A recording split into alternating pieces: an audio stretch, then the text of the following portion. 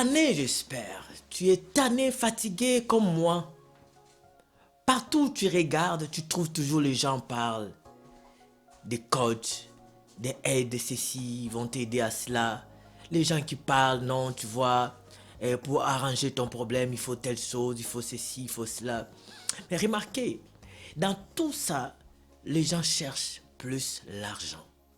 Et ils veulent faire de l'argent dans le dos des autres personnes. Ils ne veulent pas seulement révéler leurs vrais égos, leurs vrais soucis et leurs vrais problèmes. C'est de l'argent. Mais ils ignorent qu'il y a des gens qui souffrent. Il y a des gens qui ont sérieusement besoin d'aide. Il y a des gens qui ont sérieusement besoin de soutien. Ils ont des problèmes dont leurs problèmes nécessitent qu'on les apporte des solutions. Et oui, c'est vrai. Alors cette vidéo concerne toute personne qui est en relation amoureuse avec quelqu'un. Cette émission concerne ceux-là qui sont en couple, ceux qui sont mariés.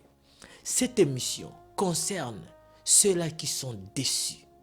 Si tu as été déçu dans ta vie, ou si tu vis les divorces dans ton foyer, alors suis-moi très bien jusqu'à la fin. J'ai quelque chose de spécial pour toi. Alors ceci, c'est une solution, non par bague magique comme certains le présentent, mais c'est une solution qui va avec toi. Et dans ça, nous allons aller comprendre les deux potentialités donc que tu as. Et ce que tu as toujours négligé et ignoré.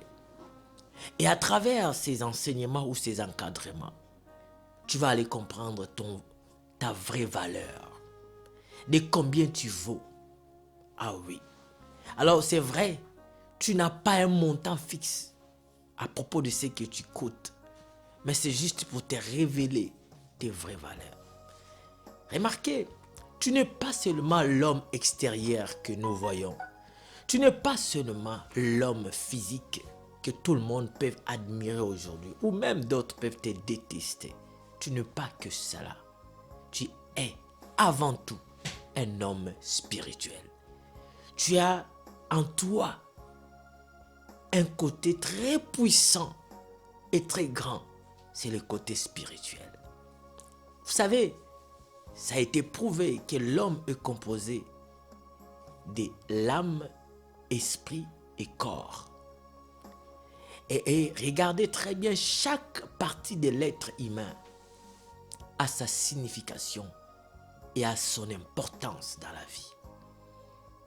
Très bien, souvent quand nous mangeons la nourriture, c'est pour nourrir notre chair, pour nourrir notre peau. Elle est bien, c'est bonne chose. Quand nous partons à l'école, quand nous prenons des enseignements, du genre comment être dans la société, comment devenir un médecin, apprendre un métier, comment faire pour être un plombier, un pompier, comment faire pour être un infirmier ou une infirmière. Tout cela, ce sont des professions, des métiers que nous pratiquons ou alors nous apprenons pour pratiquer par la suite. Cela se passe avec notre âme. L'âme de la personne est responsable de l'intelligence de l'homme, responsable de ses émotions, de ce qu'il ressent, de ce qu'il donne, de ce qu'il réagisse. Mais ce n'est pas fini. On a une autre partie qui est l'esprit. L'esprit de l'homme. L'esprit de l'homme. Est-ce que tu sais que tu as un esprit en toi? Ton esprit, c'est la meilleure partie de toutes les parties de ton corps. Ton esprit, c'est la partie supérieure de toutes les parties de ton corps. Car c'est ton esprit qui donne l'aval, qui donne l'ego dans ta vie. Oui, ton esprit. Vous savez, la Bible dit qu'en réalité, dans l'homme, c'est l'esprit qui est le souffle du Tout-Puissant. Dans l'homme, dans ton vrai être, c'est ton esprit. C'est ton esprit. L'esprit de l'homme communique avec le Créateur. L'esprit de l'homme communique avec le Père. Écoutez, il est écrit que nous sommes créés à l'image d'Élohim. Il est écrit, au commencement, Élohim dit, faisons l'homme à notre image et à notre ressemblance, autant pour moi. D'autres parlent, faisons l'homme à notre image, qu'il soit notre vis-à-vis. À d'autres termes, qu'il nous ressemble. Oui, j'aime aussi cette expression de ressembler. L'homme étant créé à l'image d'Élohim d'El Shaddai, il faut savoir que l'homme communique avec le Tout-Puissant, le Créateur. Et comment est-ce que l'homme communique avec le Tout-Puissant, le Créateur? C'est à travers son esprit, à travers les Saint-Esprit. En fait, l'esprit de l'homme communique avec l'esprit du Père, l'esprit du Créateur. Or, l'esprit du Créateur, c'est celui que nous appelons le Saint-Esprit. Le Saint-Esprit, c'est lui qui exerce la puissance d'Élohim. C'est lui qui exerce la force du Tout-Puissant. Au commencement, Elohim Yahweh a dit que la terre soit. Il a dit que la lumière soit. Et la lumière fut. Qu'est-ce qui a fait en sorte que la lumière soit? C'est la puissance du Saint-Esprit. C'est le Saint-Esprit qui s'était mis en action pour accomplir ce que le Père avait dit. Voilà pourquoi vous allez remarquer dès le commencement, le Saint-Esprit s'est mis en mouvement, s'est mis en action, parce qu'il devait exercer la puissance du Père. Car Elohim agit par son esprit, qu'on appelle le Saint-Esprit. Remarquez bien aimé dans Adonai. La Bible dit, au commencement, la terre était informe et vide. Il y avait des ténèbres à la surface de l'abîme et l'esprit d'Élohim se mouvait au-dessus des eaux. Voilà comment nous voyons l'esprit se met, il se révèle en première position sur terre. En fait, dans l'espace du temps, il s'est révélé. On dit l'esprit d'Élohim se mouvait au-dessus des eaux. En d'autres termes, c'est l'esprit d'Élohim demeurait au-dessus des eaux dans d'autres traditions. Cela nous amène à le comprendre que l'esprit d'Élohim qui se mouvait au-dessus des eaux, au commencement, avait pour but de réaliser toutes les paroles de Yahweh. Remarquez, Elohim le Père a l'idée et il parle. Et au nom de son Fils, le Saint-Esprit réalise. Vous allez remarquer aussi, bien-aimés, que le Saint-Esprit est aussi la dernière personne à se manifester sur terre parmi les vivants. Voyez-vous, au commencement c'était lui, c'est-à-dire le Saint-Esprit se mouvait, l'Esprit d'Élohim se mouvait au-dessus des eaux, et à la fin, Yeshua a dit, il est avantageux que moi je m'en aille, afin que le consolateur vienne. Je vais prier le Père pour qu'il vous envoie un autre consolateur qui sera avec vous et qui va demeurer en vous. Alors, ce consolateur-là, c'est le Saint-Esprit qui est aujourd'hui en nous et avec nous. J'aime ça. Il est en nous et avec nous. Le Saint-Esprit, le consolateur. Alors, comme je disais, notre corps physique mange la nourriture que nous lui préparons. notre âme mange aussi des professions ou des livres que nous lisons, de toutes d'autres choses que nous pouvons lui donner pour accueillir la connaissance, pour accueillir certaines compétences, ainsi de suite. Mais notre esprit, l'esprit véritablement de l'homme, se nourrit que de deux choses. Premièrement, de la parole d'El Shaddai, Elohim Yahweh, ou alors des œuvres ou des paroles du diable. Mais oui, parce que ne faut pas oublier que le diable aussi chérit l'esprit que Elohim a mis en toi. Le diable chérit l'esprit d'Elohim, l'esprit là que Elohim t'a donné. Ton esprit, voilà pourquoi ils veulent à tout prix s'accaparer de ton esprit, de te posséder, de régner, d'être maître en toi. Parce qu'une fois assis dans ton esprit, il t'a eu. Et tout ce que ton corps et ton âme fera, ça sera émané de lui. Car l'âme, l'esprit est censé passer le message dans l'âme de la personne et l'âme de la personne passe le message dans son corps. Remarquez, avant de prendre ton téléphone pour me suivre là, ça a commencé par comme on dit, dans tes pensées. La pensée, en quelque sorte, est immatérielle. C'est ton intérieur. Il est vrai que parfois, les activités de l'esprit et de l'âme est parfois difficile à cerner. Oui, pour simple raison, c'est parce que les deux sont immatériels. On ne voit pas l'âme de la personne. Amen, amen. On ne le voit pas, on ne la voit pas. Pourquoi? Parce que c'est immatériel. L'esprit également est immatériel. Est-ce que vous comprenez? Donc, vous allez comprendre, même la conscience est le fruit de l'esprit de l'homme. Alors, si ton esprit est nourri par la parole d'El Shaddai, cela va te permettre de faire quoi? D'avoir une conscience enrichie, une conscience nourrie, une conscience bien approfondie dans les choses du royaume. Et tu verras que le Saint-Esprit t'aidera dans n'importe quel détail de ta vie. Il est vrai, dans la vie, on a besoin d'être guidé.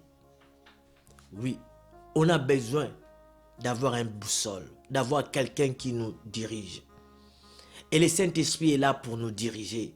Le Saint-Esprit est là pour nous orienter, pour nous indiquer le chemin. Mais comment faire? Vous devez le découvrir. Vous devez le connaître. Il n'est pas quelque chose. Il n'est pas une force. Il est Elohim. Car la Bible dit, personne ne peut sonder la profondeur de l'homme si ce n'est que l'esprit de l'homme. Et de même, personne ne peut sonder la profondeur de Elohim Yahweh si ce n'est que l'esprit de Yahweh lui-même ou Yahweh lui-même. Donc, l'esprit d'Elohim, c'est Elohim lui-même. Donc, le Saint-Esprit, c'est Elohim lui-même. Mais c'est la manière dont le Père travaille dans diverses cités. Il travaille dans plusieurs dispensations. Et cela, c'est pour nous accommoder. C'est là pour accomplir aussi sa volonté dans nos vies. Alors, remarquez aujourd'hui, je parlerai avec toi les 4 points ou les 4 types d'onction du Saint-Esprit. Dans l'ancienne alliance ou l'Ancien Testament, très souvent, l'onction d'huile est symbolisée comme le Saint-Esprit et comme l'image du Saint-Esprit, l'onction d'huile. Et vous allez remarquer, on pourra parler de plusieurs types d'onction, des types d'onction d'huile dans l'Ancien Testament ou dans les Écritures. Alors, moi, aujourd'hui, je vais vous présenter les 4 types. Et dans ces 4 types, suivez bien cette émission. Aujourd'hui, peut-être là, en direct, on va présenter le premier type ou 2 types et les 2 autres peut-être à la fin, dans d'autres émissions. Amen. Alors, donc, si vous regardez très bien, vous allez constater qu'il y a des... Comment on appelle ça? L'huile, l'onction d'huile est souvent vue comme la présence de l'Esprit. Et je vais souligner une chose ici. Dans l'Ancien Testament, l'Esprit de Yahweh, l'Esprit de Elohim, que nous appelons aujourd'hui le Saint-Esprit ou l'Esprit Saint, il n'habitait pas dans des hommes ou dans l'homme. Il ne demeurait pas dans l'homme. Alors, très peu de gens, mais qu'est-ce qu'il faisait? Il venait, il travaillait sur les gens et il partait. Il venait, il travaillait et il partait. Parce que la promesse était qu'il viendra au temps de la fin et il habitera sur nous. Il sera avec nous. Alors ce temps était prévu le jour où Yeshua lui-même, Yeshua viendra sur terre et Yeshua payera le prix du péché de l'homme. L'homme pourra maintenant être justifié de cohabiter avec l'esprit d'Élohim. Parce que Elohim Yahweh est saint. Il est parfait. Il n'aime pas les péchés. Et alors, qu'est-ce qui se passe? L'homme étant un pécheur, le péché de l'homme lui séparait avec El Shaddai. Oui, voilà pourquoi la Bible dit tous ont péché et sont privés de la gloire d'Élohim. Ah, voyez-vous? Et il est écrit, le salaire du péché c'est la mort, mais les dons gratuits d'Élohim, le pardon du péché à Yeshua Mashiach, c'est la vie éternelle. Voyez, car la vie éternelle, donc le pardon de nos péchés en croyant à Yeshua, c'est ce qui nous apporte la vie éternelle. Cela est un don gratuit du Père. On appelle ça un don. Pourquoi? Parce qu'il y a quelqu'un qui est mort à notre place pour nous donner l'accès à ce salut. Amen. Il ne faut pas oublier que le salut, c'est un homme. Le salut, c'est Yeshua Mashiach. Il est rentré dans la maison des Zachée. Il a dit aux gens, le salut est entré dans cette maison aujourd'hui. Ah oui, il était rentré. Oh, qui entrait dans la maison des Zachée ce jour-là? C'était Yeshua Mashiach. C'est lui le salut. Amen, amen. Alors, si nous prenons avec vous même Actes des Apôtres, chapitre, si vous prenez encore de la 17, il dit, là il récite, il dit, ceci est l'accomplissement de ce qui a été annoncé par le prophète Joël. Il dit, dans les derniers jours, dit Elohim, je répandrai de mon esprit sur toute chair. Vos fils et vos filles prophétiseront, vos jeunes gens auront des visions et vos vieillards auront des songes. Ici, les apôtres, après avoir été remplis du Saint-Esprit, ils nous rappellent qu'il y avait une promesse qui était déjà promise. Il y avait une prophétie en même temps. Ah oui, qui était annoncée que dans les derniers jours, dit Elohim Yahweh, je répandrai de mon esprit sur toute chair. Vos fils et vos vieillards, vos fils et vos filles prophétiseront, ainsi de suite. Donc, c'est sur tout esprit, toute chair, pardon, que Elohim devait faire répandre son esprit. Nous allons rentrer tous dans les détails de tous ces passages-là au cours de notre émission. Amen, amen. Donc, vous allez remarquer que dans la Bible, il y avait 4 types de personnes qu'on le mettait de l'huile, qu'on pratiquait l'onction d'huile sur eux. Il y avait les lépreux, il y avait les sacrificateurs, c'est-à-dire les souverains et les sacrificateurs, il y avait les rois, il y avait même les prophètes. Oui, 4 types. Et ces 4 types d'onction nous réservent aussi beaucoup de mystères cachés. C'est ce que j'aimerais un peu m'entretenir avec vous. Ah oui. Alors, remarquez une chose. Parlons maintenant de l'onction des lépreux. Parce que les lépreux, on les mettait d'huile. Remarquez une chose. La Bible dit ceci. Que tout ce qui est écrit, ou tous ceux qui sont écrits, sont écrits pour notre instruction. Ou alors, cela ont été écrites pour notre instruction. Alors, la parole ne se limite pas seulement pour notre instruction, mais nous dit encore plus loin.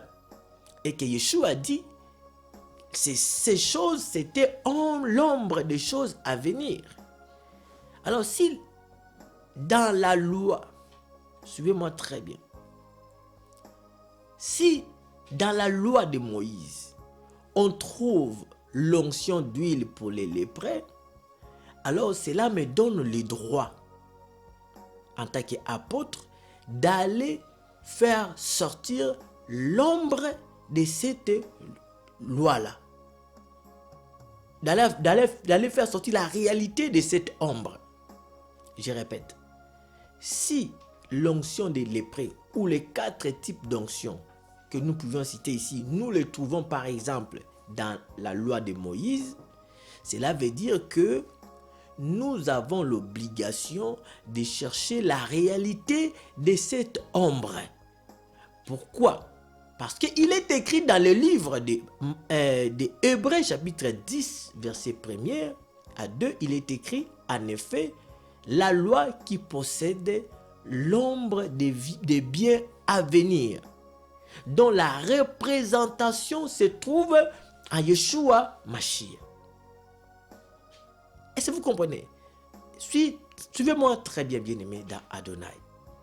Vous allez peut-être me dire, mais comment tu vas prendre telle chose et puis tu vas venir nous amener ça dans notre époque, nous dire que non, l'onction d'huile des lépreux représentait telle chose. Oui, je me permets parce que j'ai des écritures qui me donnent droit d'aller chercher la réalité de cette ombre.